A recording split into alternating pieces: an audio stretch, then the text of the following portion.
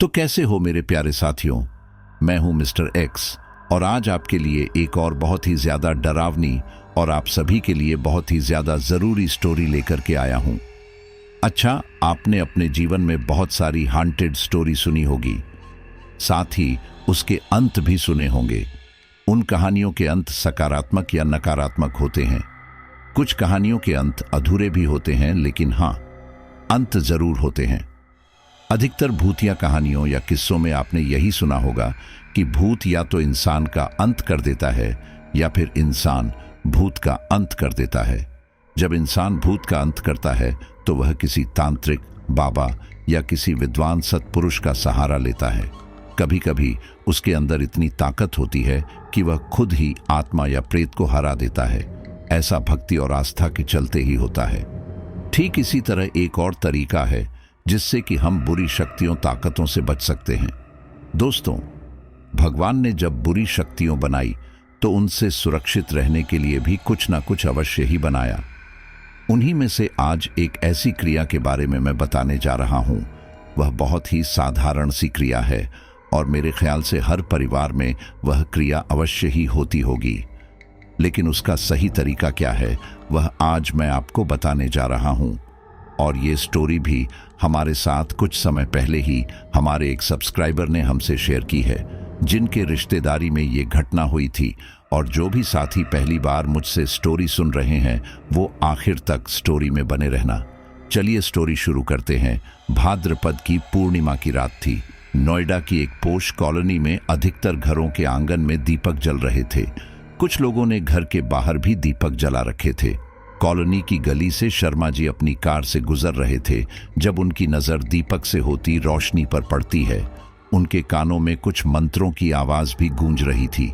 वह उन आवाजों को अनसुना करते हुए अपनी गाड़ी सीधी अपने घर में पार्क करते हैं। चेहरे पर चिंता, आंखों में निराशा लिए वह अपने घर के अंदर प्रवेश करते हैं। अपने पति को आता देख मालती तुरंत किचन में जाती है और शर्मा जी के लिए पानी लेकर आती है।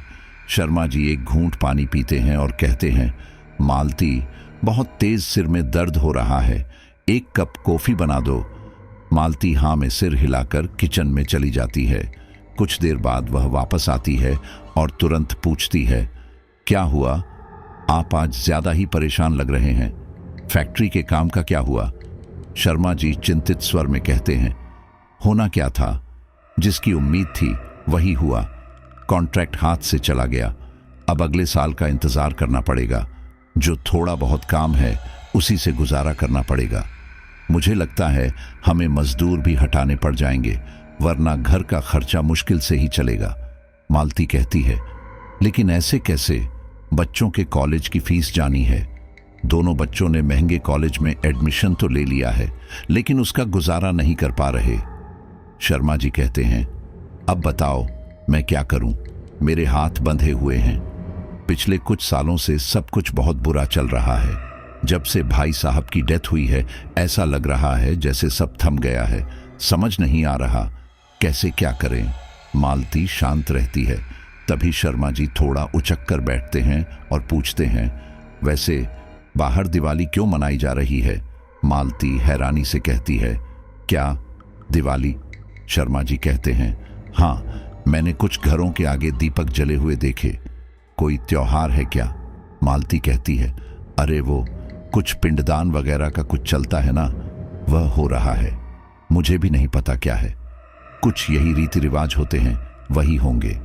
शर्मा जी कहते हैं, ओह, ये लोग भी ना, पता नहीं कब दुनिया के साथ आगे बढ़ेंगे। आज तक वही पुराने रीति रिवाज के जंजाल में फंसे हुए हैं। शर्मा जी और उनका छोटा सा परिवार, जिसमें मालती और उनके 2 बच्चे विक्की और सोनम रहा करते थे। शर्मा जी एक ऐसे व्यक्ति थे जो कि मॉडर्न दुनिया के साथ चलना चाहते थे और उन्हें ऐसा लगता था कि मॉडर्न दुनिया के साथ चलने का मतलब है भगवान में विश्वास न करना, केवल अपनी भौतिक ज़रूरत पर विश्वास करना और भौतिक ताकत पर विश्वास करना। उनका मानना था कि भगवान किसी का भला नहीं करते, इंसान ही खुद का भला करता है और खुद का बुरा करता है। ऐसा नहीं था कि वह भगवान में विश्वास नहीं करते, लेकिन हाँ, उन्हें भगवान से लगाव भी नहीं था। वह सारे त्योहार बड़ी धूमधाम से मानते थे, लेकिन सिर्फ आनंद लेने के लिए। कोई भी त्योहार आस्था से जुड़ा नहीं होता था। दिवाली पर लक्ष्मी जी की पूजा तो होती थी, लेकिन सिर्फ नए कपड़े पहनने के लिए और अच्छे अच्छे पकवान खाने के लिए। कुछ ऐसे त्योहार जो कि बहुत कम लोग जानते हैं, शर्मा जी वे त्योहार तो मानते ही नहीं थे। जैसे हर किसी के घर में रोज पूजा पाठ होती है, ऐसे शर्मा जी के घर में नहीं होती थी, क्योंकि उनका मानना यही था कि इन सब कामों को करने से समय बर्बाद होता है। तुम्हें जो कुछ मांगना है तुम ऐसे ही मांग लो, भगवान को देना होगा तो दे देगा, वरना जिंदगी भर मांगते रहो, कुछ नहीं मिलने वाला। जैसे एक पिता की सोच थी, वैसे ही उनके दोनों बच्चों की सोच भी थी। विक्की जो कि कॉलेज में पढ़ने वाले लड़का था, लेकिन अब गलत आदतों में पड़ चुका था, जैसे ड्रग्स लेना, शराब पीना, गलत संगत में उठना बैठना। वहीं दूसरी ओर सोनम भी कुछ इसी तरह की गतिविधियां करने लग गई थी। कहीं ना कहीं मालती को अपने बच्चों की इन हरकतों की खबर हो चुकी थी, लेकिन वह शर्मा जी की वजह से शांत थी। हालांकि वे लोग परेशान थे और पिछले कुछ सालों से काम को लेकर भी घर में काफी परेशानियां चल रही थीं। उस रात शर्मा जी ने कॉलोनी में जो दीपक देखे थे वह पितृपक्ष की वजह से जलाए गए थे, और हमेशा की तरह शर्मा जी ने उस पितृपक्ष की भी हंसी उड़ाई थी। वो अपने काम को लेकर चिंतित थे। कॉफी पीने के बाद उन्होंने ठीक से खाना भी नहीं खाया और बस सोने के लिए चले गए। धीरे धीरे रात गहराने लगी, लेकिन उन्हें नींद नहीं आ रही थी, क्योंकि उनके दिमाग में फैक्ट्री की टेंशन थी। वह कभी अपनी आंखें बंद करते तो कभी खोल लेते। उनके सिरहाने पर एक साइड लैंप रखा था।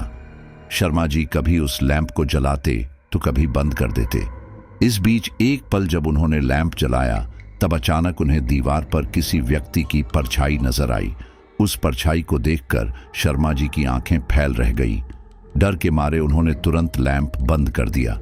वह कुछ सेकंड में ही पसीने में तरबतर हो गए। उन्होंने मन ही मन सोचा कि नहीं, वह किसी व्यक्ति की परछाई नहीं थी, वह शायद किसी सामान की परछाई होगी। अपने इस वहम को दूर करने के लिए शर्मा जी दोबारा लैंप जलाते हैं, लेकिन इस बार उन्हें दीवार पर कोई परछाई नजर नहीं आती। दीवार पर केवल रोशनी ही थी।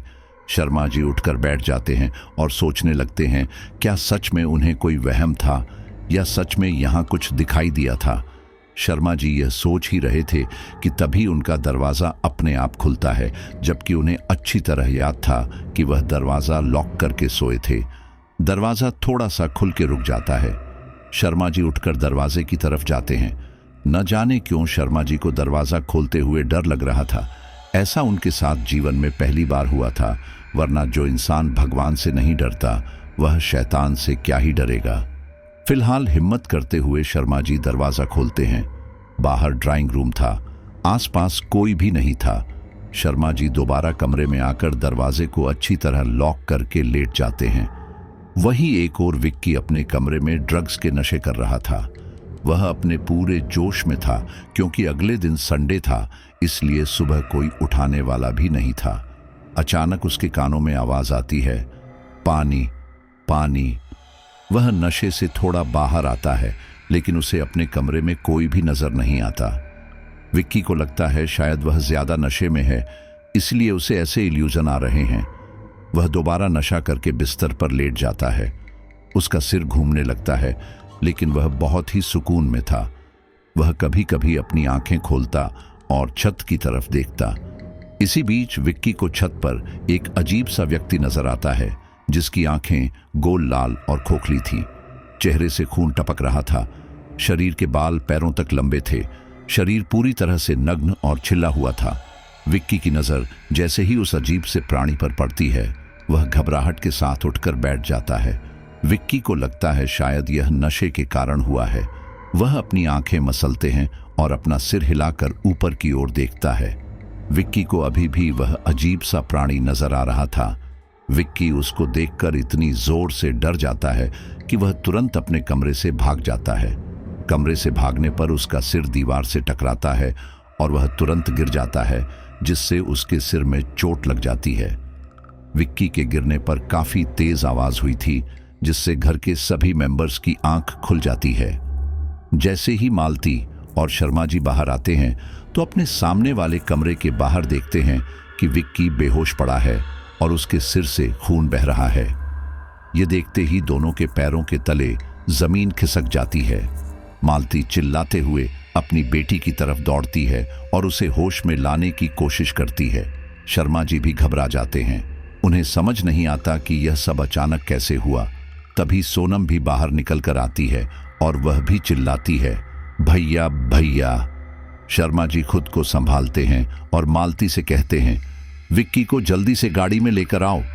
इधर शर्मा जी गाड़ी बाहर निकालते हैं। सोनम और मालती भी तुरंत विक्की को लेकर गाड़ी में जाती है। वे लोग विक्की को अस्पताल ले जाते हैं। वहां उसका ट्रीटमेंट चलता है।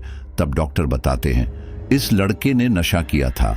यह सुनने के बाद शर्मा जी को समझ नहीं आता कि वह दुखी हो या फिर गुस्सा करें। साथ ही डॉक्टर यह भी बताते हैं कि विक्की के सिर पर गहरी चोट लगी है। 24 घंटे बाद ही हम बता सकते हैं कि ये खतरे से बाहर है या नहीं।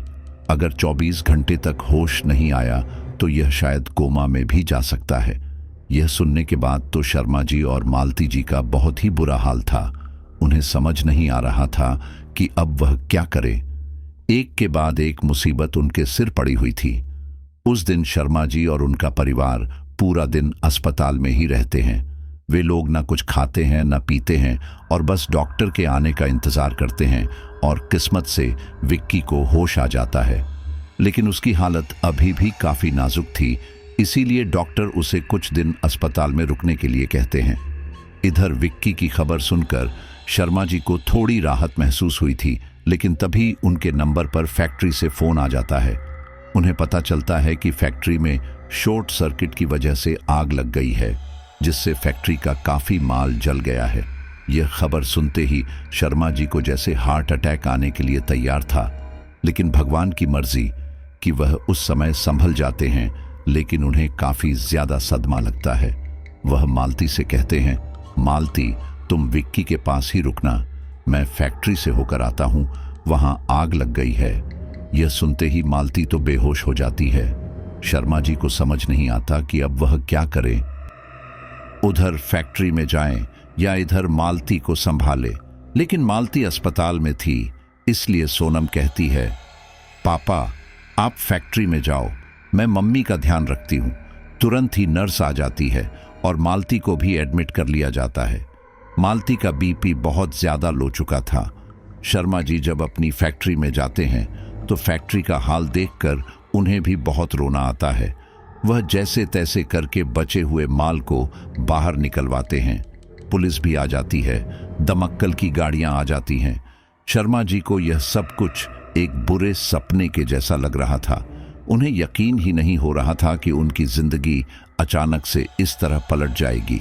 शर्मा जी के साथ के लोग उन्हें काफी दिलासा देते हैं और बस यही कहते हैं कि भगवान से प्रार्थना करो, शायद सब कुछ ठीक हो जाए।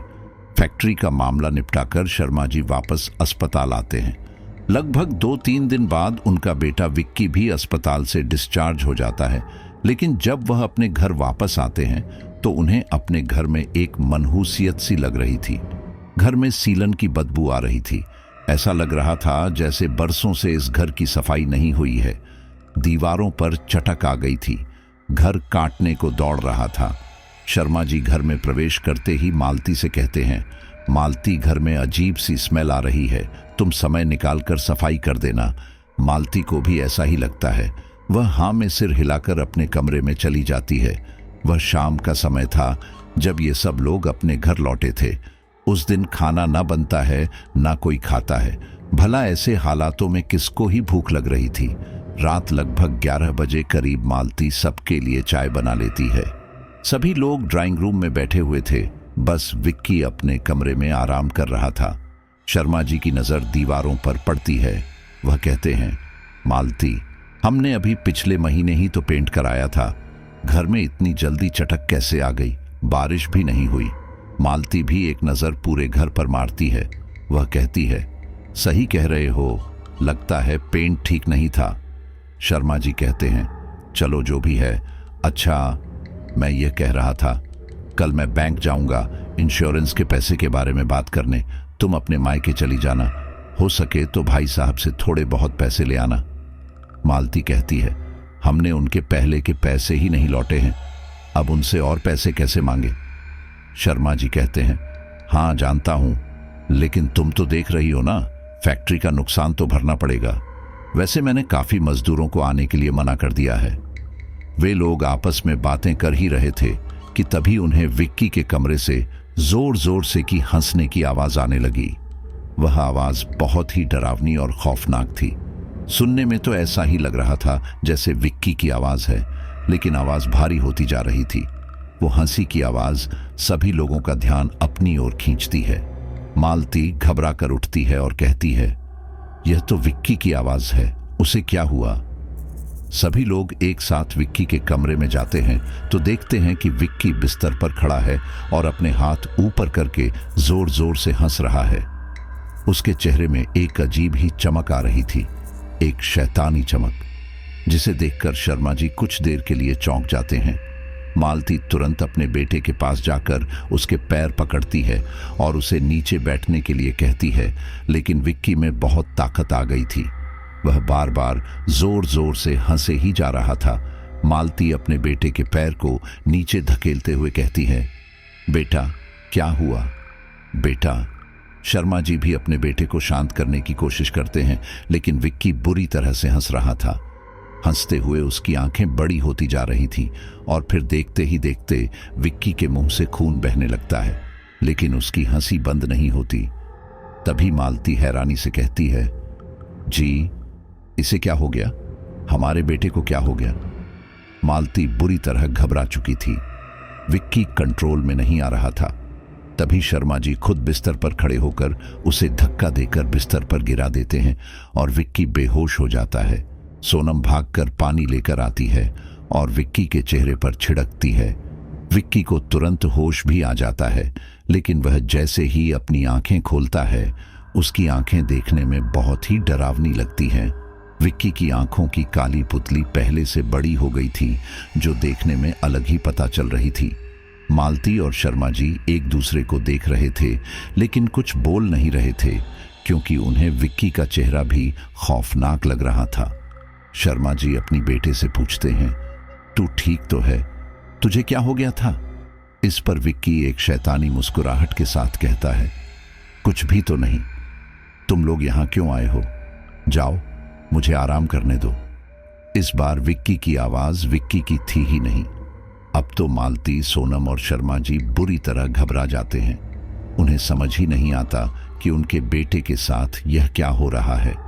शर्मा जी थोड़ा गुस्से के लहजे में कहते हैं, विक्की यह क्या तरीका है? तुम आवाज बदलकर बात क्यों कर रहे हो? मैं तुम्हारा बाप हूं। तुम्हें इस हाल में भी मजाक सूझ रही है? तुम्हें पता है फैक्ट्री का कितना नुकसान हुआ है? शर्मा जी को गुस्सा करता हुआ देख विक्की को भी गुस्सा आता है और वह लेटे लेटे ही अपने पिता की गर्दन पकड़ लेता है। विक्की दांत को भींचते हुए कहता है, मैंने लगाई क्या तेरी फैक्ट्री में आग? मुझे क्यों बोल रहा है? तुझसे तो खुद तेरा काम नहीं संभलता। मुझे क्या बोल रहा है? जा, पहले जाकर खुद को संभाल। और इतना कहते ही विक्की अपने पिता को लेटे लेटे ही जोर से धक्का देता है। शर्मा जी दूर दरवाजे से जा टकराते हैं। यह देखकर मालती और सोनम की आंखें चौड़ी हो जाती हैं। मालती तुरंत अपने पति को संभालती है और पूछती है, जी आप ठीक तो हैं? शर्मा जी कुछ बोल ही नहीं पाए, क्योंकि उन्हें अपने बेटे से उम्मीद में नहीं थी। विक्की का बदला हुआ व्यवहार उन्हें कुछ समझ नहीं आ रहा था, लेकिन वह गुस्से में कहते हैं, यह सब कुछ इसके नशे के कारण है। यह जो हरकतें कर रहा है, नशे में कर रहा है। मैं इसे कल ही नशा मुक्ति केंद्र छोड़कर आऊंगा। मैं अपने बच्चों को इस तरह से बिगड़ा हुआ नहीं देख सकता। इतना कहकर शर्मा जी गुस्से में कमरे से बाहर चले जाते हैं। मालती और सोनम विक्की की ओर देखते हैं तो विक्की मुस्कुराकर देख रहा होता है, जैसे उस पर कोई असर ही नहीं हुआ। मालती और सोनम को विक्की की हालत ठीक नहीं लगती, इसलिए वह भी बाहर चली जाती है। सोनम अपने कमरे में जा रही थी, तभी मालती रुककर कहती है, सोनम बेटा तुम अपना ध्यान रखना। सोनम चुपचाप कमरे में चली जाती है। वहीं दूसरी ओर शर्मा जी बिस्तर पर लेटे थे और बहुत ही परेशान थे। मालती जैसे ही अपने पति को परेशान देखती है, वह उनके पास जाकर बैठती है और कहती है, क्या सोच रहे हो आप? यही ना कि विक्की की आवाज कैसे बदल गई? शर्मा जी कहते हैं, हाँ, मुझे तो काफी अजीब लगा। नशे की हालत में भी किसी की आवाज बदल सकती है, मुझे यकीन नहीं होता। मालती कहती है, मैं एक बात कहूं, अगर आप गुस्सा ना करें तो। शर्मा जी कहते हैं, हाँ कहो। मालती कहती है, कहीं कोई और बात तो नहीं है? मेरा मतलब नशे की हालत में कोई इतना अजीब व्यवहार भी नहीं करता। आपने विक्की की आंखें देखी थीं? उसकी आंखें कितनी अजीब थीं। चलो माना कि नशे की हालत में इंसान का व्यवहार बदल जाएगा, लेकिन उसका शरीर थोड़ी बदल जाएगा। मुझे उसका चेहरा देखकर दहशत सी हो रही थी। शर्मा जी कहते हैं, अरे तुम ज्यादा ही सोच रही हो। जैसा सोच रही हो वैसा कुछ नहीं है। हम इसे किसी अच्छे साइकेट्रिस्ट को दिखाएंगे। वे दोनों बातें करते करते कब सो जाते हैं उन्हें पता ही नहीं चलता। अगली सुबह मालती काम करने के लिए रसोई घर में जाती है। वह जैसे ही लाइट ऑन करती है, किचन का हाल देखकर घबरा जाती है, क्योंकि किचन के फर्श पर कई जगह छोटे वाले कोकरोच मरे पड़े थे। कीड़ों को देखकर मालती के शरीर में झुरझुरी पैदा हो जाती है। उसे अपनी आंखों पर यकीन नहीं होता। वह आसपास के सामान को देखती है, सब कुछ साफ सुथरा था। उसे कुछ समझ नहीं आता है। वह वापस कमरे में जाती है और शर्मा जी को उठाती है। मालती को घबराता देख शर्मा जी की आंखें भी पूरी तरह से खुल जाती हैं। तब मालती उन्हें किचन के हाल के बारे में बताती है। शर्मा जी भी जल्दी से किचन में जाकर देखते हैं तो वह भी हैरान रह जाते हैं कि हमारे घर में इतने सारे कीड़े मकोड़े और वह भी मरे हुए। शर्मा जी कहते हैं, मालती यह सब तुम्हें नहीं पता, ये सब क्या है? मालती कहती है, नहीं, मैं नहीं जानती। रात ही तो मैंने सबके लिए चाय बनाई थी, तब तो यहाँ एक भी कीड़ा नहीं था और अब इतने सारे कीड़े, और वो भी मरे हुए। मुझे तो कुछ समझ नहीं आ रहा। शर्मा जी कहते हैं, फिलहाल ये जल्दी से साफ करो। मालती कहती है, ओहो, इतना सब बिना गीता के कैसे साफ करूं? उसे तो आपने काम से निकाल दिया। शर्मा जी कहते हैं, अरे अब इस काम के लिए गीता को दोबारा रखूं क्या? चलो मैं ही साफ करवाता हूं। शर्मा जी और मालती मुंह पर कपड़ा बांधकर जैसे तैसे करके किचन को साफ करते हैं। शर्मा जी सभी कीड़ों को एक प्लास्टिक बैग में डालकर घर के बाहर फेंकने जाते हैं, और जैसे ही वह अपने घर का मेन गेट खोलते थे फिर घबरा जाते हैं, क्योंकि उनके घर के सामने एक काला कुत्ता मरा पड़ा था। कुत्ते के शव के कई टुकड़े हुए थे, साथ ही बहुत ज्यादा दुर्गंध आ रही थी। कुत्ते को देखकर शर्मा जी का दिल भारी होने लगता है। वह जल्दी से प्लास्टिक बैग ऐसे ही फेंककर सीधे वॉशरूम में जाते हैं और उल्टियां करने लगते हैं। मालती तुरंत शर्मा जी को संभालते लगती है, लेकिन शर्मा जी की हालत काफी खराब हो जाती है। कुछ देर में शर्मा जी खुद को संभालते हैं तो कुत्ते के बारे में मालती को बताते हैं। मालती का सुनने मात्र से ही दिल घबराने लगता है, लेकिन वह नगर निगम के कर्मचारियों को फोन करके बुला लेती है। नगर निगम वाले तो कुत्ता उठा ले जाते हैं, लेकिन शर्मा जी और मालती अब भी परेशान रहते हैं। उनका दिल उखड़ा उखड़ा रहता है। उधर उन्हें अपने बेटे की भी चिंता था। सुबह से यूं ही दोपहर हो जाती है। मालती सबके लिए खाना बनाती है, लेकिन किसी को भी खाने का मन नहीं करता। मालती अपने बेटे विक्की के लिए कमरे में खाना लेकर जाती है। वह जैसे ही कमरा खोलती है, पाती है कि कमरे का सारा सामान इधर उधर बिखरा हुआ है और जमीन पर काले से निशान हो रखे हैं। दीवारों में काफी ज्यादा चटक आ गई है। यह देखकर मालती को काफी अजीब लगता है। वह कुछ देर के लिए कमरे को निहारती रह जाती है। अगले ही पल वह विक्की को ढूंढती है, जो उसकी नजरों से ओझल था। वह विक्की को आवाज लगाती है, विक्की बेटा, लेकिन विक्की कमरे में कहीं नहीं था। तभी उसके कानों में कुछ रगड़ने की आवाज आती है। वह आवाज विक्की के बेड के नीचे से आ रही थी। मालती के मन में यह शक पैदा होता है कि शायद विक्की अपने बेड के नीचे है, लेकिन न जाने क्यों उसे बहुत डर लगता है। वह एक एक कदम आगे बढ़ती है और जैसे ही वह बेड के करीब पहुंचती है तो देखती है कि बेड के नीचे से खून की एक धारा बह रही है। यह देखकर मालती के हाथ से खाने की थाली छूट जाती है और वह चिल्ला उठती है, उसकी आवाज सुनकर शर्मा जी और सोनम तुरंत विक्की के कमरे में जाते हैं। शर्मा जी पूछते हैं, क्या हुआ मालती, क्यों चिल्लाई? कुछ देर के लिए तो शर्मा जी और सोनम भी विक्की के कमरे को देखते रह जाते हैं। मालती बेड की तरफ इशारा करती है। वे लोग देखते हैं कि खून की पतली सी धारा बहे जा रही है। शर्मा जी की आंखें चौड़ी हो गई थीं। वह तुरंत बेड के नीचे झांकते हैं तो विक्की को जमीन पर लेटा हुआ पाते हैं। शर्मा जी को अंधेरे में कुछ दिखाई नहीं दे रहा था, लेकिन वह विक्की को आवाज लगाते हैं, विक्की बेटा, तुम अंदर क्या कर रहे हो, बाहर आओ। लेकिन विक्की जमीन पर अपने नाखूनों से कुछ खरोंच रहा था। वह अपने पिता की बात नहीं सुनता है। मालती घबराते हुए पूछती है, क्या हुआ जी, वह क्या कर रहा है? शर्मा जी कुछ नहीं बोलते, बल्कि दोबारा विक्की को बुलाते हैं, लेकिन विक्की कोई जवाब नहीं देता।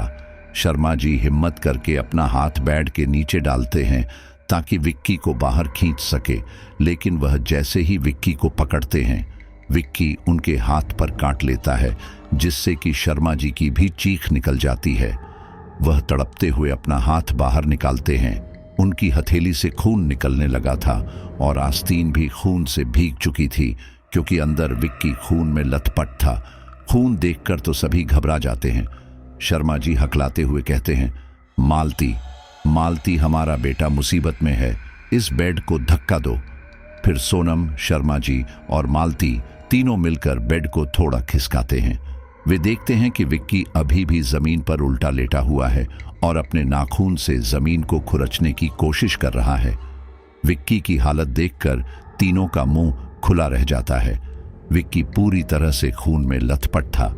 उसकी आंखें पूरी तरह से खड़ी थी। कुछ देर के लिए तो शर्मा जी के हाथ पैर जैसे जाम हो जाते हैं। उन्हें समझ ही नहीं आता कि अब वह क्या करे। लेकिन तभी मालती चिल्लाती है, हे भगवान, मेरा बेटा, मेरा बेटा, इसे अस्पताल लेकर चलो। मालती की चीख से जैसे शर्मा जी होश में आते हैं। वह अपने बेटे को सीधा करते हैं तो देखते हैं कि विक्की के चेहरे पर बहुत सारे जख्म हैं। शर्मा जी बहुत ज्यादा बेबस हो गए थे, लेकिन फिर भी वह हिम्मत करके अपने बेटे को अस्पताल लेकर पहुंचते हैं। विक्की की हालत देखकर अस्पताल वाले तुरंत ट्रीटमेंट शुरू करते हैं। साथ ही विक्की के घर वालों से यह भी पूछा जाता है कि आखिर यह सब क्या है और इसका ये हाल कैसे हुआ। लेकिन शर्मा जी जो बातें विक्की के बारे में बताते हैं, उन पर डॉक्टर विश्वास नहीं करते। वह विक्की के जख्मों को देखते हुए तुरंत पुलिस को फोन कर देते हैं। कुछ ही देर में पुलिस भी आ जाती है।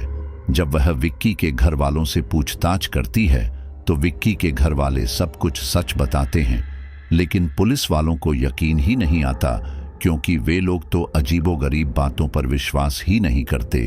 उन्हें तो तथ्य चाहिए होते हैं, और शर्मा जी की बातों में कोई भी तथ्य नहीं था। अचानक लड़के की दिमागी हालत बिगड़ना, इतने जख्म होना, लेकिन पुलिस किसी भी नतीजे पर नहीं पहुंचती, बल्कि इंतजार करती है कि वह इलाज के बाद डॉक्टर से भी बात करेंगे कि यह आखिर ये जख्म किसी मारपीट के हैं या फिर किसी और वजह से है। जब डॉक्टर विक्की का इलाज कर रहे थे, तभी विक्की अपना दम तोड़ देता है। लेकिन इलाज के दौरान डॉक्टर विक्की में एक बहुत ही अजीब बात नोट करते हैं कि वह अपनी दोनों आंखें अजीब तरह से गोल गोल घुमा रहा था। उसकी आंखों का भी टेस्ट किया जाता है, लेकिन आंखों में कोई कमी नजर नहीं आती। इलाज के दौरान उसका शरीर भी काफी अकड़ा हुआ था। कुछ जख्म ऐसे थे जो कि टांकों से भरे जाने थे, लेकिन डॉक्टर तब भी काफी हैरान रह जाते हैं जब वह टांके भर रहे थे, क्योंकि टांके लगाने के बाद वो अपने आप टूटे जा रहे थे। ऐसा डॉक्टर की लाइफ में पहले कभी नहीं हुआ था। यह काफी अजीब था। डॉक्टर ऑपरेशन थिएटर से बाहर आकर विक्की के घर वालों को विक्की के बारे में बताते हैं, जिसके बाद पूरा घर टूट जाता है। शर्मा जी और मालती का तो रो रो कर बुरा हाल हो जाता है। वहां उन्हें संभालने वाला कोई भी नहीं था, और ना उन्हें यह सुध थी कि वह अपने किसी रिश्तेदार को बताएं। कैसे तैसे करके हॉस्पिटल का स्टाफ और पुलिस वाले शर्मा जी और मालती जी को संभालते हैं। वहीं दूसरी ओर पुलिस वाले डॉक्टर से भी विक्की के बारे में जानने की कोशिश करते हैं, और डॉक्टर विक्की के बारे में जो जो बातें पुलिस को बताते हैं, उन्हें सुनकर पुलिस भी काफी हैरान रह जाती है। डॉक्टर कहते हैं, ऐसा केस हमने अपनी जिंदगी में पहली बार देखा है। देखने से तो ऐसा लगता है जैसे किसी दूसरे ने ही इस पर इतने वार किए हैं, लेकिन यह जख्म बहुत ही अजीब है। ऐसा लगता है कि जख्मों का अपना एक अस्तित्व है। यह जख्म अपने आप जिंदा होना चाहते थे और जब तक विक्की ने दम नहीं तोड़ दिया तब तक सिलने का नाम ही नहीं ले रहे थे। ऐसा लग रहा था जैसे यह जख्मी इसके दुश्मन है और विक्की को मारना चाहते हैं। आप इमेजिन नहीं कर सकते ऑपरेशन थिएटर में हमारी क्या हालत थी। पुलिस वाला पूछता है, क्या आपको घर वालों के व्यवहार से कुछ पता चला? आपको क्या लगता है घर वाले सच कह रहे हैं? डॉक्टर कहते हैं, देखिए, कुछ दिनों पहले भी विक्की मेरे पास आया था, तब पता चला था कि यह ड्रग्स लेता है। वैसे मैं पक्की तरह से नहीं कह सकता, लेकिन यह हो सकता है कि इसने ड्रग्स की ओवरडोज ले ली हो और यह अपना आपा खो बैठा हो, जिस वजह से उसने अपने आप को नुकसान पहुंचा लिया हो। लेकिन ऐसा बहुत ही कम केसेस में होता है कि ड्रग्स लेने के बाद व्यक्ति अपना पूरा होश को बैठता है और अपने जिस्म को ही नुकसान पहुंचाता है। जहां तक मैं जानता हूं कि घर वाले तो उसे नुकसान पहुंचाने की कोशिश नहीं करेंगे। अब शर्मा जी कह रहे हैं तो वह झूठ तो नहीं बोल रहे होंगे। बाकी आप एक बार अपनी इन्वेस्टिगेशन कर लीजिए। फिलहाल हमें डेड बॉडी को उनके घर वालों को सौंपना होगा, क्योंकि डेड बॉडी काफी तेजी से सड़ती जा रही है। वह एक सामान्य बॉडी नहीं है। विक्की की डेड बॉडी घर आ जाती है। जैसे ही आस पड़ोस वालों को पता चलता है, वे लोग भी विक्की के घर विक्की को देखने के लिए आ जाते हैं। वहां जो लोग भी मौजूद थे, उनके लिए वहां रुकना काफी भारी था, क्योंकि डेड बॉडी से काफी तेजी के साथ बदबू आ रही थी। पड़ोस के कुछ लोगों ने शर्मा जी के रिश्तेदारों को फोन कर दिया था। जो आसपास रहते थे, वे लोग तुरंत पहुंच गए थे। बॉडी का हाल देखते हुए सभी ने यही सलाह दी कि जल्द से जल्द विक्की का अंतिम संस्कार कर देना चाहिए, और होता भी वही है। ज्यादा देर न करते हुए विक्की का अंतिम संस्कार कर दिया जाता है। कुछ लोग शमशान घाट से ही अपने घर वापस लौट गए थे, लेकिन कुछ लोग ऐसे थे जो शर्मा जी के साथ वापस घर आए थे। उनमें से ही उनका एक पड़ोसी महेंद्र नागर, जो शर्मा जी के साथ वापस उनके घर लौटे थे। वह विक्की के बारे में सब कुछ जानने की कोशिश करते हैं। शर्मा जी भी रो रो कर अपनी सारी व्यथा महेंद्र जी को सुना रहे थे। उन सभी बातों को सुनकर महेंद्र जी को हैरानी होती है। साथ ही उनके मन में एक शक यह पैदा होता है कि हो ना हो उनके घर परिवार में कुछ पैरानॉर्मल एक्टिविटी हो रही है। महेंद्र जी अच्छी तरह से जानते थे कि शर्मा जी और उनका परिवार ज्यादा पूजा पाठ में संलग्न नहीं रहता, इसीलिए वह उस समय शांत रहते हैं और यह कहकर चले जाते हैं कि किसी भी चीज की जरूरत हो तो आप हमें बताइएगा। पड़ोसी होने के नाते हमारा फर्ज है कि हम आपकी हर संभव मदद कर सके। अंतिम संस्कार होने के 2-3 दिन तक सब कुछ सामान्य रहता है, लेकिन शर्मा जी को बार बार यह एहसास होता है जैसे उनके बड़े भाई रूपमल उनके आसपास ही हैं। उन्हें कई बार धोखा होता है कि रूपमल ने अपने छोटे भाई शर्मा जी को आवाज लगाई, और यह धोखा न केवल शर्मा जी को होता है बल्कि मालती को भी कई बार धोखा होता है। मालती को ऐसा लगता है जैसे रूपमल जी ने चाय मांगी। एक दोपहर शर्मा जी की आंख लग गई थी, तब उन्होंने देखा कि दरवाजे पर उनके बड़े भाई, जो कि दिवंगत हैं, रूपमल जी आए हैं। अपने भाई को देखकर शर्मा जी बहुत भावुक हो गए थे। वह अपने भाई के गले लग गए और रोने लगे। रूपमल भी कुछ देर तक शर्मा जी को अपने गले से लगाकर रोते रहे, लेकिन फिर देखते ही देखते शर्मा जी ने देखा कि उनके बड़े भाई रूपमल का शरीर मोम की तरह पिघलने लगा है।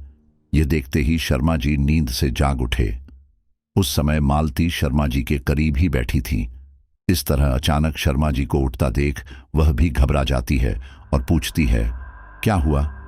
आप तो पूरे पसीने में हो रहे हो। शर्मा जी अपना पसीना पोंछते हैं, तभी कोई उनका दरवाजा खटखटाता है। मालती कहती है, मैं देख कर आती हूं। मालती के पीछे पीछे शर्मा जी भी जाने लगते हैं, और जैसे ही मालती घर का दरवाजा खोलती है, दरवाजे के बाहर बहुत सारी चींटियों के ढेर पाती है। दरवाजा खुलते ही वो सारी चींटियां घर के अंदर प्रवेश करने लगती हैं। मालती और शर्मा जी यह देखकर तुरंत पीछे हट जाते हैं। उन्हें कुछ समझ नहीं आता कि आखिर चींटियां घर के अंदर क्यों जा रही हैं, लेकिन हालात को देखते हुए मालती जल्दी से थोड़ा आटा लेकर आती है और उन चींटियों पर डाल देती है। कुछ ही देर में सभी चींटियां वापस चली जाती हैं। शाम का समय हो चुका था और ऐसा लग रहा था जैसे रोज के मुकाबले उस शाम अंधेरा जल्दी हो गया है। मालती बाहर निकलकर आसमान देखती है। आसमान भी साफ था, बादल नजर नहीं आ रहे थे, लेकिन एक काला सा रंग आसमान पर छाया हुआ था। मालती मुड़कर वापस घर के अंदर आने ही वाली थी कि तभी उसे रूपमल की आवाज आई। मालती रुको, कहाँ जा रही हो? यह आवाज मालती को पूरी तरह से साफ सुनाई दी थी और उस आवाज को सुनते ही मालती के कदम रुक जाते हैं और वह कांप उठती है। उसकी हिम्मत नहीं थी कि वह पीछे पलट कर देखें। वैसे तो अब तक उसके साथ एक दो बार धोखा हो चुका था, लेकिन इस बार यह आवाज बहुत ही क्लियर आई थी। वह मन ही मन सोचती है, यह तो भाई साहब की आवाज है, लेकिन वह तो इस दुनिया में नहीं है। मालती जैसे ही हिम्मत करके पीछे देखती है, उसे कोई नजर नहीं आता, लेकिन तभी उसकी नजर सामने रहने वाले महेंद्र जी की बालकनी पर पड़ती है, जो उस समय कपड़े समेट रहे थे। मालती अपने मन का वहम सोचकर घर के अंदर आ जाती है। उस शाम मालती रूपमल वाली बात अपने पति शर्मा जी को बताती है। यह सुनकर शर्मा जी भी चौंक जाते हैं, क्योंकि कुछ दिनों से उन्हें भी अपने भाई की स्थिति का एहसास हो रहा था। वह भी अपने दिल की बात मालती से कहते हैं। शर्मा जी कहते हैं, पता नहीं मालती, कुछ दिनों से घर में अजीब सी मनहूसियत छाई हुई है।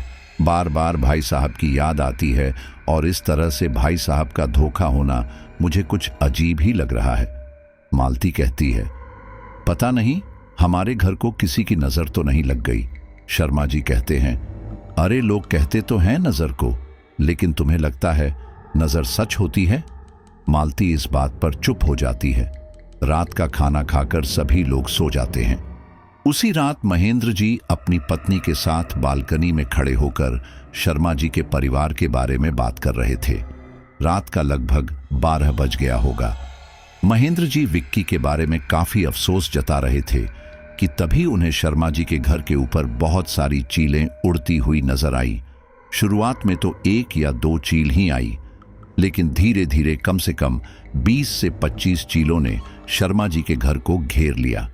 जैसे ही महेंद्र जी ने इस बात पर गौर किया कि चीलें केवल शर्मा जी के घर के ऊपर ही मंडरा रही हैं, तब उन्हें किसी अशुभ संकेत का आभास हुआ। उन्होंने अपनी पत्नी से कहा, मधु, क्या तुम्हें अजीब नहीं लगता चीलों का केवल शर्मा जी के घर पर मंडराना? मधु भी घबराते हुए कहती है, हाँ जी, आप सही कह रहे हैं, कहीं ऐसा तो नहीं कि इनके पितृ नाराज हैं? यह सुनते ही महेंद्र जी अपनी पत्नी की तरफ हैरानी से देखते हैं। मधु आगे कहती हैं, क्योंकि जहां तक मैं जानती हूं, इस तरह से चीलों का, कौवा का मंडराना पितृ के नाराज होने की निशानी होती है या फिर उनके तकलीफ में रहने की निशानी होती है। महेंद्र जी कहते हैं, हाँ, हो सकता है, क्योंकि घर में इतनी मनहूसियत का छाना पितरों के नाराज की निशानी भी हो सकती है। मधु कहती है, हो सकती है क्या? मुझे तो पक्का यकीन है कि इन्हें पितृदोष ही है, तभी तो उनके घर परिवार में एक के बाद एक हादसे हो रहे हैं। आपने उनकी फैक्ट्री के बारे में सुना तो होगा, बेचारे पूरी तरह से कंगाल हो गए हैं, जो बचा कुचा है उसी से गुजर बसर कर रहे हैं। महेंद्र जी कहते हैं, हाँ, वह सब तो ठीक है, लेकिन यह इन सब बातों में विश्वास भी तो नहीं करते। हम इनसे कहें भी तो क्या पता हमारी बात माने या ना माने। मधु कहती है, एक बार बात करके देखिए, क्या पता मान जाए।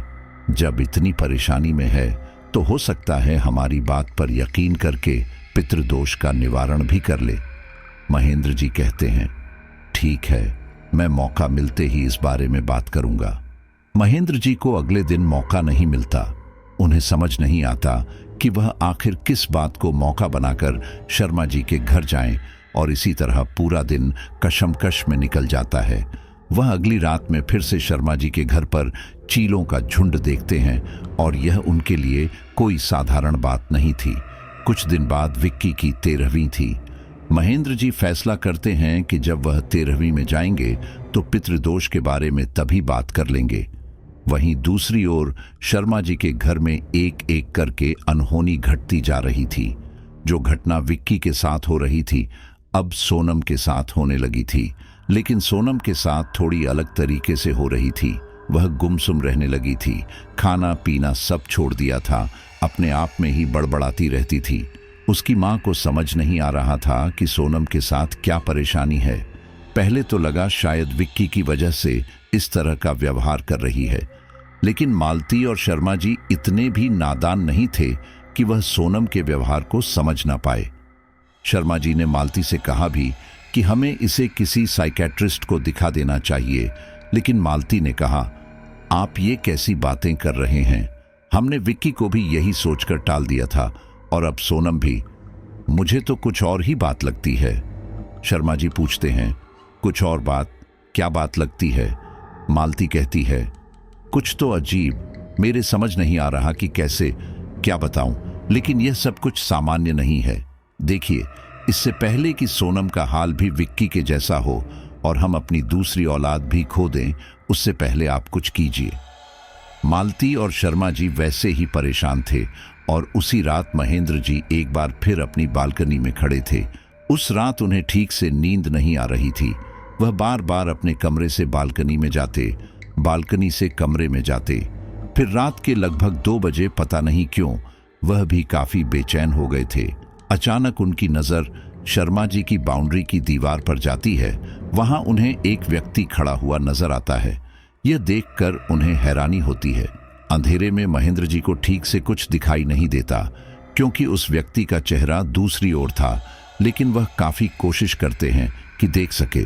अचानक वह देखते हैं कि वो आदमी दीवार से शर्मा जी के घर की ओर कूद गया और धीरे धीरे उनके घर के दरवाजे तक बढ़ने लगा। महेंद्र जी को लगा शायद कोई चोर है। उन्होंने चिल्लाना शुरू किया, लेकिन शर्मा जी के परिवार वालों को उनकी आवाज नहीं आई।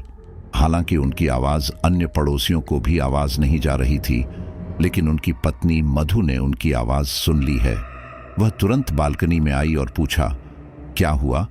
महेंद्र जी ने शर्मा जी के घर की तरफ इशारा करके बताया कि उनके घर में कोई जा रहा है, लेकिन अगले ही पल जब उन्होंने मुख्य दरवाजे की तरफ नजर डाली तो वहां पर कोई भी नहीं था। महेंद्र जी घबराते हुए कहते हैं, चलो अभी मेरे साथ चलो। महेंद्र जी ने इतना ही कहा था कि इस बार पाया कि सारी चीलें शर्मा जी के घर के ऊपर बैठ गई हैं। महेंद्र जी कहते हैं, यह क्या अजीब बला है? अब तक तो यह चीलें केवल मंडराती थी और उनकी छत पर बैठ गई है। मधु कहती है, लेकिन इस समय जाना सही रहेगा। महेंद्र जी मधु का हाथ पकड़ते हुए कहते हैं, अरे तुम समय क्या देखती हो? उनके घर में कोई चोर घुस गया है। भगवान ना करे कोई और हादसा हो गया तो क्या होगा? महेंद्र जी एक पड़ोसी का फर्ज निभाते हुए उसी समय शर्मा जी के घर जाते हैं। इतनी रात को डोरबेल बजती देख मालती और शर्मा जी चिंतित हो जाते हैं। वे दोनों साथ ही दरवाजा खोलना चाहते हैं।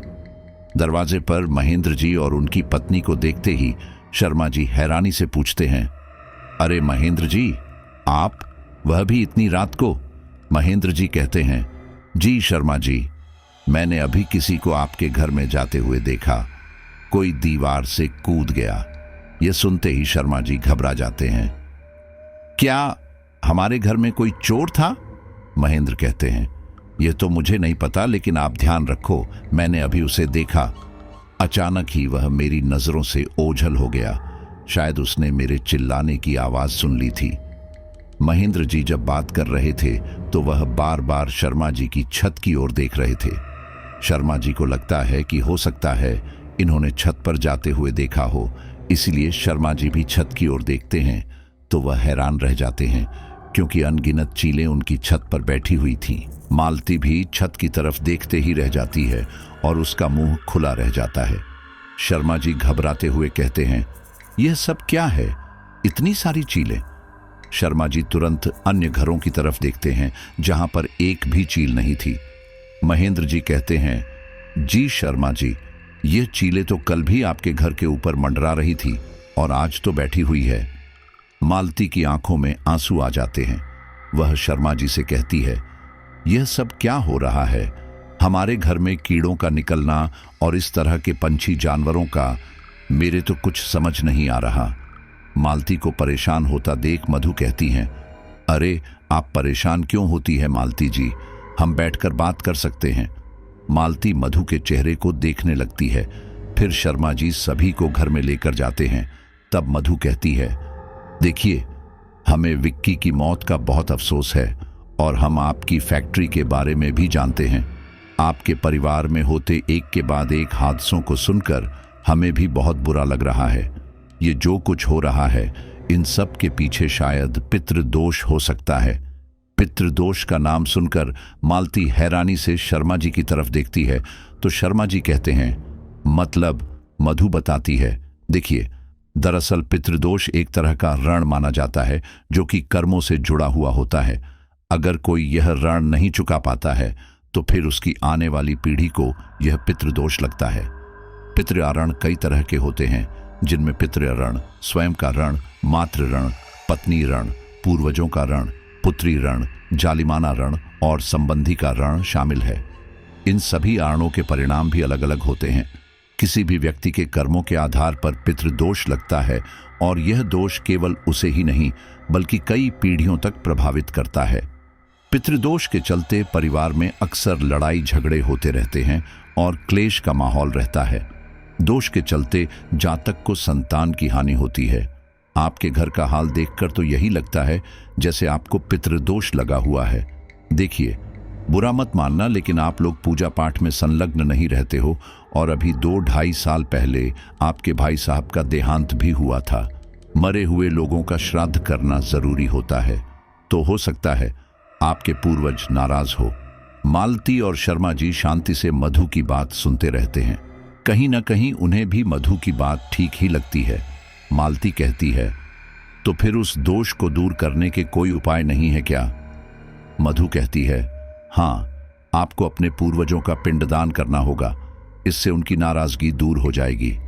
शर्मा जी कहते हैं, अच्छा तो हम कल ही पिंडदान करेंगे, उसके लिए हमें मंदिर जाना होगा। महेंद्र जी कहते हैं, वो तो आप एक बार पंडित जी पूछ लेना। अपने पति का साथ देते हुए मधु कहती है, हाँ, आप हमारी कॉलोनी के मंदिर में जाकर पंडित जी से पूछ सकते हैं कि पिंडदान कैसे होगा, उसके लिए क्या क्या करना होगा।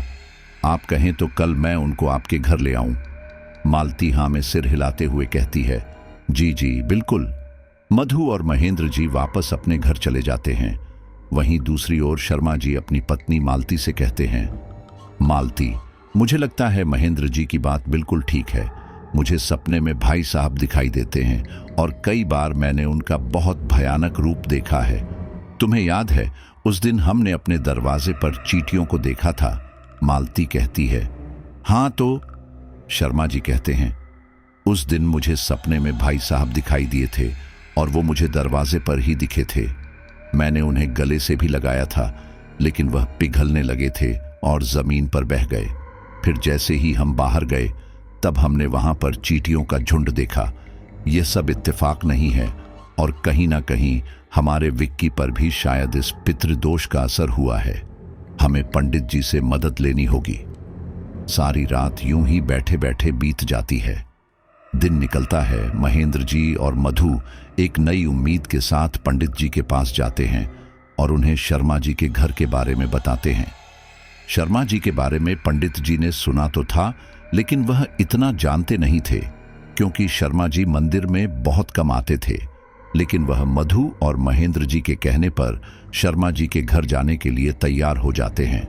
सुबह का 10 बज रहा था। मधु और महेंद्र जी पंडित जी के साथ शर्मा जी के घर में प्रवेश करते हैं। प्रवेश करते ही पंडित जी के कदम रुक जाते हैं, जबकि मधु और महेंद्र जी आगे बढ़ चले थे। महेंद्र जी ने जैसे ही पलटकर देखा तो पाया कि पंडित जी के चेहरे पर तनाव झलक रहा है। उन्होंने पूछा, पंडित जी क्या हुआ, आप रुक क्यों गए, अंदर आइए। लेकिन पंडित जी ने कोई जवाब नहीं दिया, बल्कि उन्होंने अपने थैले से सिंदूर निकाला और उसे जमीन पर बिखेर दिया। कुछ ही देर में सिंदूर का रंग बदलकर काला हो गया। यह देखते ही महेंद्र जी और मधु दोनों हैरान रह गए। पंडित जी ने कहा, इस घर पर काली शक्तियों का साया है। ये सुनकर मधु और महेंद्र दोनों ही हक्के बक्के रह गए।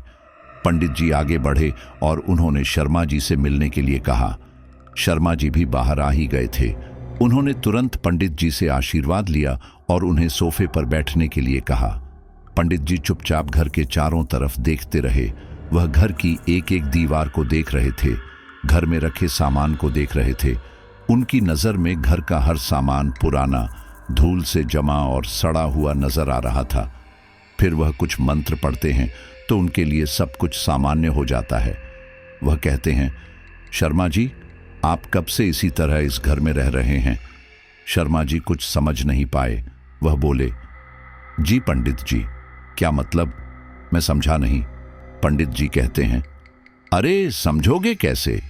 तुम्हारे पास तो भगवान को देने के लिए समय ही नहीं है और यह बातें केवल वही समझ पाते हैं जो भगवान से जुड़े हुए होते हैं।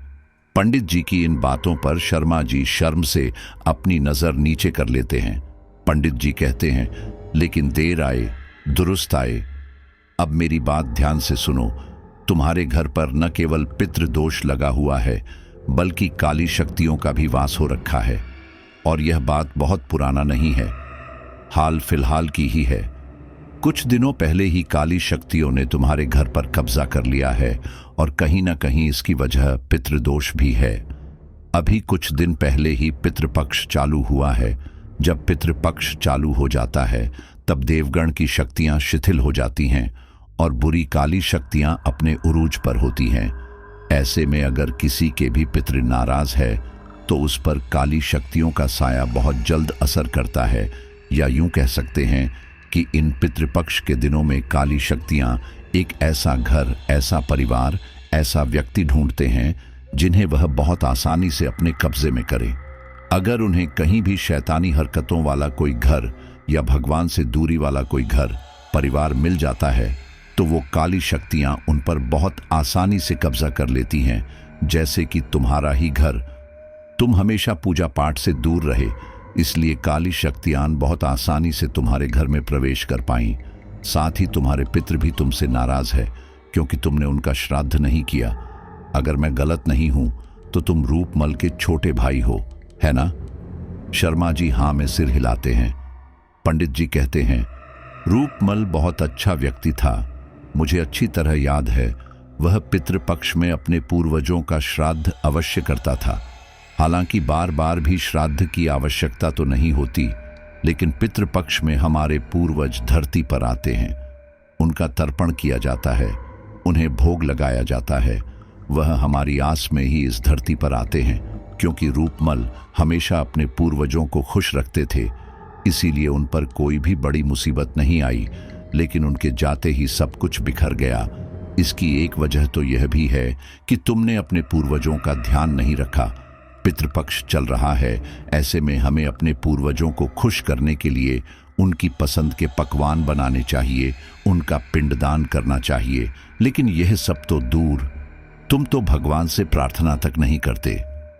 अब ऐसे में काली शक्तियों का तुम्हारे घर में प्रवेश करना कोई बड़ी बात नहीं, बल्कि बहुत ही आसान है। शर्मा जी आंसू बहाते हुए कहते हैं, जी पंडित जी, हम जानते हैं हमसे गलती हुई है और इसका खामियाजा भी हमने भुगता है। हमारा बेटा हमें छोड़कर चला गया। वह अपने अंतिम समय में बहुत अजीब अजीब हरकतें करने लगा था। ऐसा लगता था जैसे कि वो हमारा बेटा है ही नहीं। उसकी शक्ल भी बदलती जा रही थी। तभी मालती कहती है, और अब हमारी बेटी का भी कुछ वही हाल है। वह गुमसुम सी रहने लगी है। समझ नहीं आ रहा उसे क्या हो गया। बेटी का नाम सुनते ही सभी लोग चौंक जाते हैं कि अब वह भी परेशानी में है। पंडित जी कहते हैं, क्या मैं आपकी बेटी से मिल सकता हूं? तो मालती पंडित जी को अपनी बेटी के कमरे में ले जाती है। वह देखते हैं कि सोनम अपने ही हाथों से अपने बालों को काट रही है। अब इस बारे में मालती को भी कुछ खबर नहीं थी, लेकिन जैसे ही वह कमरे में प्रवेश करती है और अपनी बेटी को इस हाल में देखती है, वह भी हैरान रह जाती है। वह तुरंत अपनी बेटी के हाथ से कैंची ले लेती है और उसे डांटने लगती है। अरे पागल लड़की, ये क्या किया? तेरा दिमाग तो ठीक है, अपने बाल क्यों काट रही है? अपनी मां की डांट सुनकर सोनम हंसने लगती है, जैसे उस पर कोई असर ही नहीं हो रहा। मालती को सोनम पर बहुत गुस्सा आता है और वह गुस्से में सोनम पर हाथ उठा देती है, लेकिन तभी पंडित जी मालती को रोकते हैं और कहते हैं, मालती रुक जाओ, इसमें तुम्हारी बेटी की कोई गलती नहीं है। इसके ऊपर काली शक्तियों का साया है, वही इससे यह सब करवा रहा है, और हो ना हो तुम्हारे बेटे की मौत का जिम्मेदार भी वह खुद नहीं था, उसके ऊपर भी काली शक्तियों का साया था। चलो अभी इसी वक्त इस कमरे से चलो, वरना यह तुम्हें भी नुकसान पहुंचा सकती है। पंडित जी के समझाने पर मालती वहां से आ जाती है। पंडित जी सोनम की हालत के बारे में भी परिवार में बताते हैं कि उसकी हालत भी ठीक नहीं है, उसके साथ कभी भी कोई भी बुरी घटना हो सकती है। हमें जल्द से जल्द इन काली शक्तियों को इस घर से दूर करना होगा और साथ ही पूर्वजों का पिंडदान भी करना होगा।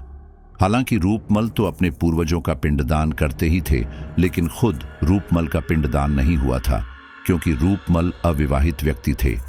उनका जो कुछ था उनका भाई मदन लाल शर्मा जी और उनके बच्चे ही थे। शर्मा जी ने रूपमल का पिंडदान नहीं किया था, इसीलिए उनकी आत्मा भी परेशान थी और मदद मांग रही थी। पंडित जी कहते हैं, मैं कुछ सामग्री लिख कर देता हूं, तुम ये सामग्री ले आना।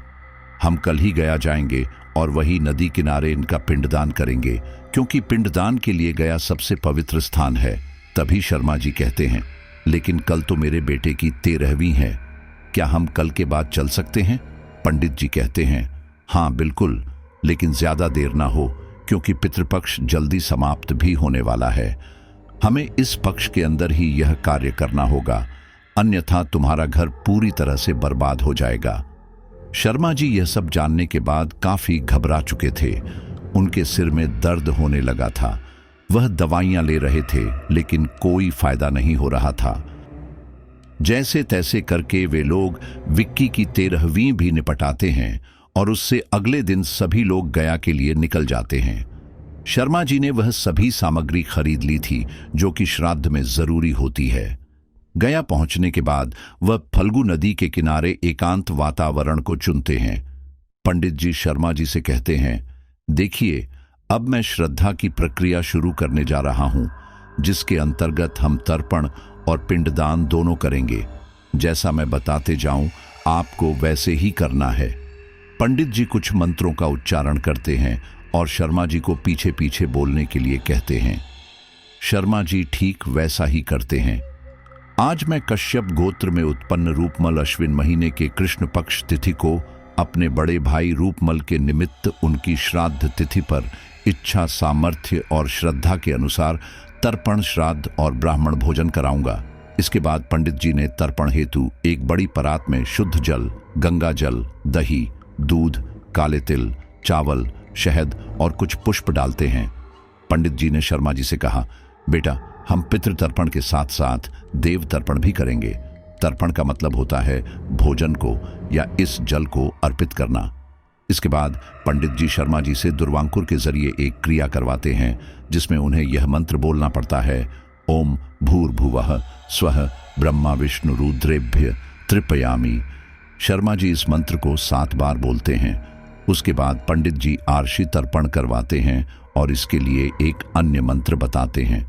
फिर पंडित जी घर से बनाया हुआ खाना निकालने के लिए कहते हैं और उस खाने का एक भाग गाय के लिए, दूसरा भाग कौवे, तीसरा भाग कुत्ते, चौथा भाग चींटियों, 5वां भाग विश्व देवा सभी देवताओं के लिए निकालते हैं। पंडित जी सब जगह तर्पण करने के बाद शर्मा जी से हाथों कुछ ब्राह्मणों को भोजन करते हैं। उसके बाद फिर सभी लोग एक जगह बैठकर खुद भी वह भोजन खाते हैं और इस तरह से श्रद्धा की वह प्रक्रिया पिंडदान समेत पूरी होती है। जिस समय प्रक्रिया पूरी हुई थी, शर्मा जी के दिल को एक ठंडक सी महसूस हो रही थी। वह नदी किनारे अकेले खड़े थे, तभी उन्हें पानी के बिल्कुल बीचों बीच एक अक्स नजर आया, जिसमें उन्हें अपने बड़े भाई रूपमल नजर आए। वह अपने छोटे भाई को देखकर मुस्कुरा रहे थे। शर्मा जी की नजर आसमान पर गई, जो पूरी तरह से नीला था और बहुत ही सुखमय लग रहा था। तभी पीछे से पंडित जी आए और बोले, बेटा, सभी ने तुम्हारे दिए हुए भोजन को ग्रहण कर लिया है और यह बहुत ही खुशी की बात है। यह इस बात की निशानी है कि तुम्हारे पूर्वज तुमसे खुश हो चुके हैं और इसके साथ ही तुम्हारे घर से वह काली शक्तियां बाहर चली गई है। लेकिन फिर भी हम तुम्हारे घर जाकर एक हवन करेंगे जिससे तुम्हारे घर की सुख शांति बनी रहे। लेकिन एक बात हमेशा याद रखना कि जीवन का असली सुख भगवान की भक्ति में ही है। शर्मा जी रोते हुए पंडित जी से कहते हैं, जी पंडित जी, अब मैं यह अच्छी तरह से जान चुका हूं कि हमारा जीवन केवल हमारा नहीं होता बल्कि हमारी आगे आने वाली पीढ़ियां का भी होता है। हम कौन हैं, क्या सीख रहे हैं, क्या कर रहे हैं, इन सब का असर हमारी आने वाली पीढ़ियों और गुजरी हुई पीढ़ियों पर भी पड़ता है। इसलिए तो कर्मों को भी पीढ़ी से जोड़ा जाता है। यही वजह है जो श्राद्ध जैसे संस्कार किए जाते हैं। पंडित जी शर्मा जी के कंधे पर हाथ रखते हुए आशीर्वाद देते हैं और कहते हैं, उम्मीद करता हूं अब तुम अपने रास्ते से कभी नहीं भटकोगे। वे लोग वापस अपने घर आ जाते हैं और घर आने के बाद पंडित जी शर्मा जी के घर में सुख शांति के लिए एक पूजा रखते हैं, हवन करते हैं जिसमें मोहल्ले पड़ोस के सभी लोग आते हैं। और उस दिन से शर्मा जी भी एक धार्मिक व्यक्ति बन चुके हैं। धीरे धीरे सोनम की हालत भी ठीक हो चुकी थी, लेकिन वे लोग अभी भी विक्की के जाने का गम नहीं भूले थे। फिलहाल उनकी जिंदगी धीरे धीरे पटरी पर आ रही थी। फैक्ट्री में हुआ नुकसान भी अब रिकवर होने लगा था। वे लोग अपने जीवन में खुश रहने की पूरी कोशिश कर रहे थे। तो दोस्तों, आपने देखा ना कि किस तरह से आपके पूर्वजों का संबंध आपका आज से है, किस तरह से आपके कर्मों का संबंध भी आपके आने वाले कल से है। इसलिए आप आज जो अपने बच्चों को सिखाएंगे, पढ़ाएंगे, कल वही आपको मिलने वाला है। ऐसा किसी एक धर्म में नहीं है बल्कि प्रत्येक घर में है। बस सबके रूप अलग अलग है, मान्यताएं अलग अलग हैं, रस्मों के नाम अलग अलग हैं, लेकिन पूर्वजों के लिए पूजा पाठ हर धर्म में की जाती है। मैं आपसे भी यही कहना चाहूँगा, आप भी पितृपक्ष में अपने पूर्वजों का श्राद्ध अवश्य करें। उनके नाम से लोगों को खाना बांटें, गरीबों की मदद करें। ऐसा करने से आपके पूर्वजों की आत्मा को शांति मिलेगी, उन्हें मोक्ष मिलेगा। न केवल यह उनके लिए अच्छा है बल्कि आपके आने वाले भविष्य के लिए भी अच्छा है, क्योंकि जब आप उनके लिए यह सब करते हैं तो वह भी आपके लिए प्रार्थना करते हैं कि आप खुशहाल जिंदगी जियो, सही सलामत रहो। दोस्तों, इस साल का पितृपक्ष 7 सितंबर से शुरू हो गया है। अगर आप में से कोई भी परेशानियों से जूझ रहा है, किसी को कोई वित्तीय परेशानी है या कोई स्वास्थ्य परेशानी है, तो हो सकता है उसका एक कारण आपके पितरों का नाराज होना हो या आपका कोई काम नहीं बन रहा। उसके पीछे भी एक कारण पितृदोष हो सकता है। इसीलिए आप भी श्रद्धा करें और अपने अच्छे भविष्य की कामना करें। अच्छा साथियों, मैं आपको एक चीज और बता दूं कि जो मेंबर्स वाली स्टोरी है, आप उन स्टोरी को भी जरूर सुनिए, क्योंकि उन स्टोरी में आपको तंत्र मंत्र की असली दुनिया के बारे में पता चलेगा। यहाँ पर आप जो जान रहे हैं वह नॉर्मली हॉरर घटनाएं होती हैं, जो आम साधारण के साथ जो घटनाएं होती हैं, लेकिन कुछ चीजें ऐसी हैं जिन्हें तंत्र मंत्र में, तांत्रिकों की दुनिया में, अघोरियों की दुनिया में यूज किया जाता है और आप एक अलग ही दुनिया के बारे में जानते हैं। आप कभी कभी देखते होंगे कि कुछ लोग अमीर होते जा रहे हैं, बिना कुछ किए ही उनकी दौलत बेशुमार बढ़ती जा रही है। कभी आपने सोचा कि ऐसा क्यों होता है, तो उसके पीछे काम करती है कुछ तांत्रिक शक्तियों। और वही स्टोरी में आपको उन मेंबर्स वाली स्टोरी में सुनाता हूं, ताकि आपको भी उस दुनिया के बारे में, कम से कम आपको एटलीस्ट इन चीज़ों के बारे में पूरा ज्ञान तो हो। तो उन स्टोरी को ज़रूर सुनिए और आज ही उसमें मेंबरशिप को ज्वाइन कर लीजिए। चलिए अब कुछ साथियों को धन्यवाद देते हैं। अयन सैयद, अनीता बिलासपुर, नमिता कोरा, मीनू साहनी, सुनीता दाहोद गुजरात, फिजा इस्लामाबाद, श्रीहरि भोयान, सुनील मिश्रा, आदेश सिंह यूपी, लीतू परिदा जयपुर। सभी साथियों का बहुत बहुत धन्यवाद। मिलते हैं अगली स्टोरी पर।